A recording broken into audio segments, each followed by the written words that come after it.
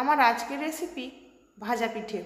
এর জন্য আমি নিয়েছি আধ বাটি পরিমাণ মসুর ডাল আর একটা গোটা রাঙা আলু। আর পুর বানানোর জন্য নিয়েছি আধখানা নারকেল আর আধ বাটি পরিমাণ মতো গুড়।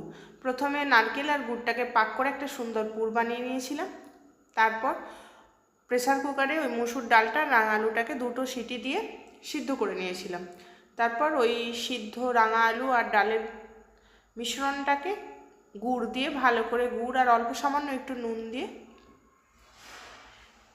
তার মধ্যে চালের গুঁড়িগুলো দিয়ে ভালো করে একটা মণ্ড তৈরি করে নিয়েছিলাম।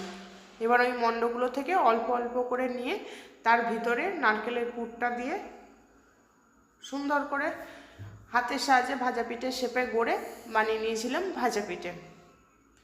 ভাজা পিঠে ভাজার সময় খেয়াল রাখবে প্রথমে হাই ফ্লেমে দেবে, না হলে কিন্তু ভাজা পিঠে ভেঙে যেতে পারে।